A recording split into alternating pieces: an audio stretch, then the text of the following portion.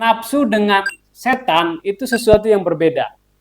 Apa buktinya? Ini ketika bulan puasa nggak menyatu. Setan memisahkan diri dari manusia, tapi manusia tetap dibarengi dengan nafsu.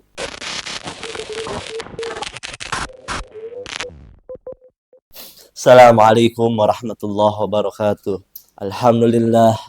Alhamdulillahi rabbil alamin wa bihi nasta'in wa ala umuri dunya waddin. Wassalatu wassalamu ala khairil anbi wal mursalin wa ala alihi wa sahbihi ajma'in. Puja dan puji syukur kita mari panjatkan ke Allah Subhanahu wa taala, salawat beserta salamna kita curah limpahkan ke baginda alam nyatana habibana wa nabiyana kanjeng Nabi Muhammad sallallahu alaihi wasallam. Tehilap para keluarganya, para sahabatnya, para tabi'in asba'ut tabi'atnya, para ulama-ulama mutaqaddimin, ulama-ulama mutakhirin. Mudah-mudahan saatnya nanti sampai kepada kita semuanya selaku umatnya. Amin amin ya rabbal alamin. Sahabat channel Tasawuf TV yang dimuliakan oleh Allah Subhanahu wa taala. Kita kembali lagi dalam kajian kitab Tajul Arus karangan Asy Ibnu Athaillah Askandari. Mudah-mudahan ada hikmah dan manfaatnya. Amin ya rabbal alamin. Setelahnya kita akan kajian yang akan dibawakan oleh Kang Ahmed. Waktu serta tempatnya kita persilahkan. Alaihi falyatafaddal mazkur. Mangga. Assalamualaikum warahmatullahi wabarakatuh. Waalaikumsalam. Bismillahirrahmanirrahim. Ala Allah, la haula wa la quwata illa billah. Asyhadu an la ilaha illallah wa asyhadu anna Muhammadar Rasulullah. Allahumma salli ala sayyidina Muhammad wa ala ali sayyidina Muhammad.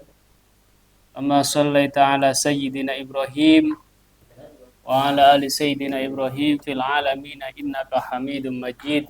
Sahabat Tasawuf TV yang dimuliakan Allah, alhamdulillah pada kesempatan malam ini kita akan melanjutkan pembacaan kitab Tajul Arus wa Ansun Nufus. Ini karangan Syekh Ibnu Athaillah Al-Askandari. Jadi Ibnu Athaillah ini punya banyak karangan, di antara salah satunya ya kitab ini.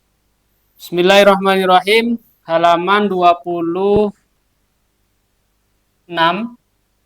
masih membahas tentang menjauhi maksiat. Iyyaka an tatahawana fi a'malika.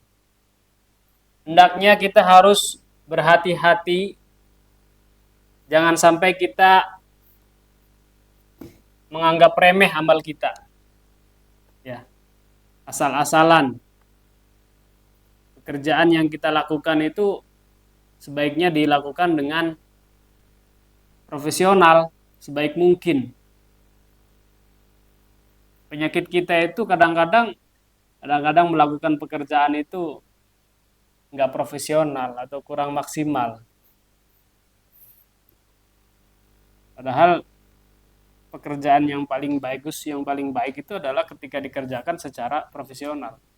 Dalam hal ibadah pun sama. Kalau dalam ibadah itu biasanya kalimatnya menyempurnakan ibadah. Itu sebenarnya kalau secara bahasa umumnya itu bekerja atau beribadah secara profesional. Kan kalau menyempurnakan kan seolah-olah udah melakukan ya, lalu disempurnakan gitu. Padahal mah itu teh kamuflase ya. Jadi kita dibuat kayak seolah-olah kita udah melakukan sesuatu yang udah bagus gitu. Kemudian wa takhtarut thayyibat limirhaudika. Jangan sampai kita memilih makanan yang enak-enak. Harus dihindari, belajar dihindari memilih makanan yang enak-enak hanya untuk dibuang kotorannya. Wahdhar nafsaka allati baina janbaika. Dan kita harus melatih nafsu kita yang ada di kedua lambung kita ini. Fahiyallati tahtibu alaika tsumma la tufarik sahibaha ilal mamat. Karena yang namanya nafsu ini yang akan membakar kita ya, akan memproses diri kita. Dan nafsu tidak akan memisahkan diri dari majikannya sampai majikannya itu mati. Jadi nafsu ini ada di dalam diri kita, tapi juga kita tidak boleh untuk memanjakannya. Di samping nggak boleh memanjakan, tapi kita juga nggak boleh melepaskannya begitu saja, gitu. Karena itu berkaitan dengan kelangsungan hidup kita. Caranya seperti apa? Ya tadi, makanan pun jangan pilih yang terlalu enak lah gitu. Ini ngajinya ngaji tasawuf begini. Jadi nyari makanan tuh yang sekiranya nggak terlalu disenengin gitu. Sebab kalau udah enak, biasanya dia pasti nyari yang lebih enak lagi dan seterusnya gitu.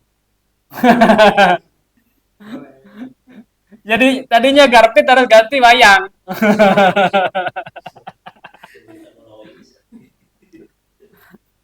Ya emang nafsu begitu. Nah, bahayanya begini ya.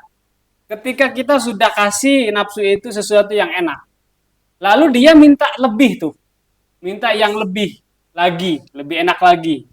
Setelah itu minta lagi yang lebih tinggi lagi. Akhirnya kita menyepelekan yang kenikmatan yang pertama kita makan itu, yang di bawah itu. Karena kita udah biasa di atas, ketika kita turun ke bawah, itu kadang-kadang berat gitu. Kok nggak enak ya? Udah biasa makan sate lidahnya, terus suruh makan misalkan apa tempe apa yang hancur tuh, oncom ya. Kan sekarang kayaknya udah jarang banget orang makan oncom ya. Biasanya makan sate, suruh makan sate oncom. Waduh. Biasanya makan di restoran, suruh makan yang di pinggir jalan, di pinggir kali. Ya, berat. Ya nafsu tuh begitu. Nah, wasyaitanu yufariku fi Ramadan. Dan setan pada bulan puasa dia akan memisahkan diri.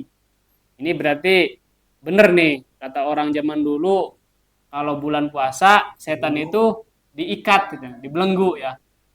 Ya bener nih ada dalilnya.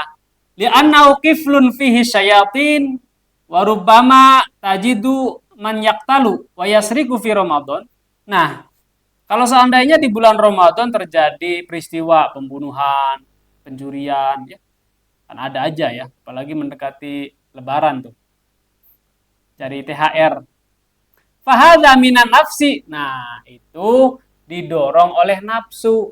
Jadi seolah-olah gini ya, nafsu dengan setan itu sesuatu yang berbeda. Apa buktinya? Ini, ketika bulan puasa nggak menyatu. Setan memisahkan diri dari manusia, tapi manusia tetap dibarengi dengan nafsu. Nah, ketika terjadi peristiwa yang tadi, itu didasari oleh nafsu atau didorong oleh nafsu. Fa idza malat ila maksiatin fadzakirha bi'adzabillah.